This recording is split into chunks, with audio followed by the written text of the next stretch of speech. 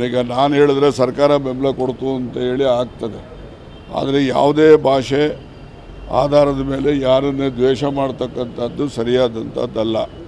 ಈಗ ಕನ್ನಡಿಗರು ಮರಾಠಿಗರನ್ನು ದ್ವೇಷ ಮಾಡೋದು, ಮರಾಠಿಗರು ಕನ್ನಡಿಗರನ್ನು ದ್ವೇಷ ಮಾಡ್ತಕ್ಕಂಥ ಪ್ರಕ್ರಿಯೆ ಕೆಲವು ಕಿಡಿಗೇಡಿಗಳಿಂದ ನಡೆದಿದೆ. ಇಲ್ಲೂ ನಡೆದಿದೆ, ಅಲ್ಲೂ ನಡೆದಿದೆ. ಅದಕ್ಕೋಸ್ಕರ ನಾವು ಆ ಪ್ರಕ್ರಿಯೆಗಳು, ಈ ಥರ ಕಿಡಿಗೇಡಿಗಳು ಮಾಡ್ತಕ್ಕಂಥ ಅವಾಂತರದಿಂದ ಜನಸಾಮಾನ್ಯರಿಗೆ ತೊಂದರೆ ಆಗ್ತದೆ. ಕನ್ನಡಿಗರಿರ್ಬೋದು, ಮರಾಠಿಗರಿರ್ಬೋದು, ಅದನ್ನು ನಾವು ಯಾರು ಒಪ್ತಕ್ಕಂಥದ್ದಲ್ಲ.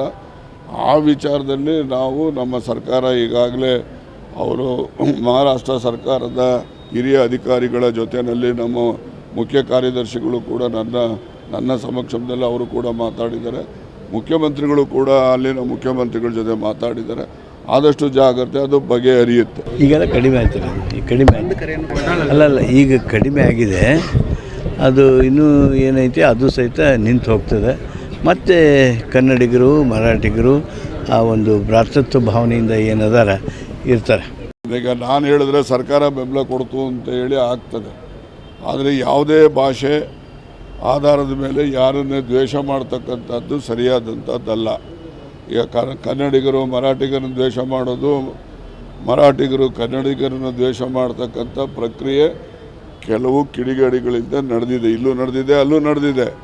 ಅದಕ್ಕೋಸ್ಕರ ನಾವು ಆ ಪ್ರಕ್ರಿಯೆಗಳು, ಈ ಥರ ಕಿಡಿಗೇಡಿಗಳು ಮಾಡ್ತಕ್ಕಂಥ ಅವಾಂತರದಿಂದ ಜನಸಾಮಾನ್ಯರಿಗೆ ತೊಂದರೆ ಆಗ್ತದೆ. ಕನ್ನಡಿಗರಿರ್ಬೋದು, ಮರಾಠಿಗರಿರ್ಬೋದು, ಅದನ್ನು ನಾವು ಯಾರು ಒಪ್ತಕ್ಕಂಥದ್ದಲ್ಲ. ಆ ವಿಚಾರದಲ್ಲಿ ನಾವು ನಮ್ಮ ಸರ್ಕಾರ ಈಗಾಗಲೇ ಅವರು ಮಹಾರಾಷ್ಟ್ರ ಸರ್ಕಾರದ ಹಿರಿಯ ಅಧಿಕಾರಿಗಳ ಜೊತೆಯಲ್ಲಿ ನಮ್ಮ ಮುಖ್ಯ ಕಾರ್ಯದರ್ಶಿಗಳು ಕೂಡ ನನ್ನ ಸಮಕ್ಷಮದಲ್ಲಿ ಅವರು ಕೂಡ ಮಾತಾಡಿದ್ದಾರೆ. ಮುಖ್ಯಮಂತ್ರಿಗಳು ಕೂಡ ಅಲ್ಲಿನ ಮುಖ್ಯಮಂತ್ರಿಗಳ ಜೊತೆ ಮಾತಾಡಿದ್ದಾರೆ. ಆದಷ್ಟು ಜಾಗ್ರತೆ ಅದು ಬಗೆಹರಿಯುತ್ತೆ. ಈಗೆಲ್ಲ ಕಡಿಮೆ ಆಗ್ತದೆ, ಕಡಿಮೆ ಅಲ್ಲ ಈಗ ಕಡಿಮೆ ಆಗಿದೆ. ಅದು ಇನ್ನೂ ಏನೈತಿ ಅದು ಸಹಿತ ನಿಂತು ಹೋಗ್ತದೆ.